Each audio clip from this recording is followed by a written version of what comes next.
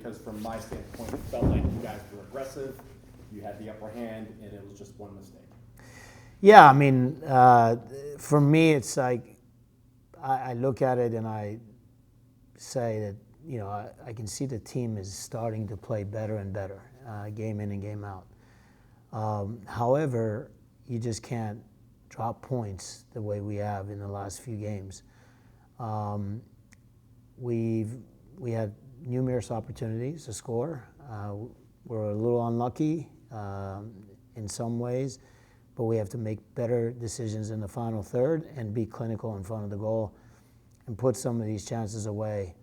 I mean, when you look at Jacksonville, they're a good team. I'm not going to take anything away from them, but they had one or two opportunities and then one opportunity on our mistake, which ended up in their goal. And, once you fall behind that late in the game, it's very difficult. We try to make some changes, and it really didn't amount to anything. But I see the team improving, and that's good news to me. I look at that as positive. But we have to be a little bit, I pointed out Katrina tonight. She played a hell of a game. And, when the tackle was needed, she made a tackle. When a head ball was needed, she won the head ball. Every one of our players needs to take care of their responsibilities. And their responsibility as players are to play hard. And sometimes I feel like here and there, we forget that. And then it ends up hurting us. It ends up with the other team scoring a goal. So we just got to be, more, what I would say, have more of a killer instinct and stop the play where we can stop it and not allow it to develop and keep developing and end up in front of our goal. You've preached connectivity throughout the entire season. For the 2/3 of the field, it felt like the defense was very calm and collected. The midfield, you were able to have connectivity between those two. What did you see about the final third that just wasn't clicking tonight? Yeah, I mean, look, it comes down to individual performances, right?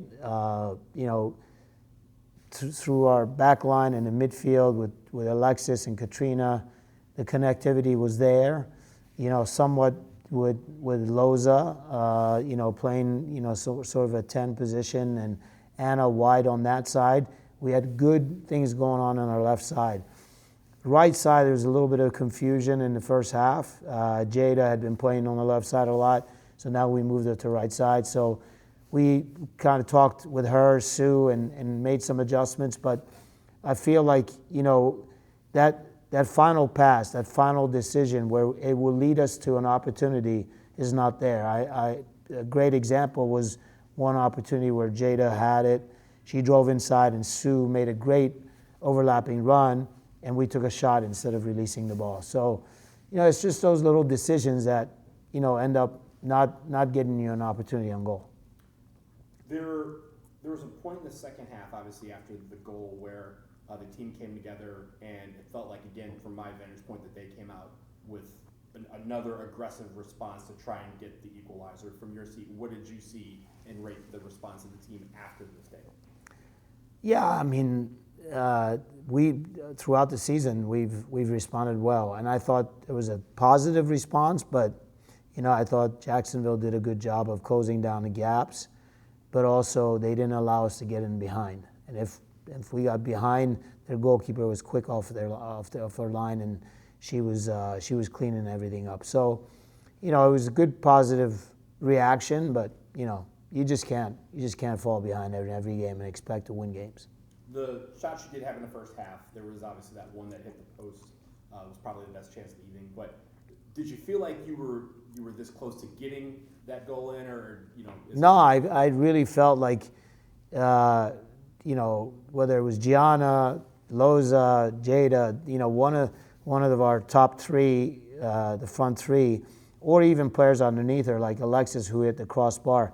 I thought we were going to get the break that we needed, but it unfortunately didn't happen for us. And we had the opportunities. We just weren't clinical in front of the net. After a game like this, obviously you have a game pretty short turnaround after basically a month of only playing a game. Yeah. How do you turn it around, and what do you guys do as you approach? It's recovery first and foremost. Make sure that the players that played tonight, they recover well and they get their legs back.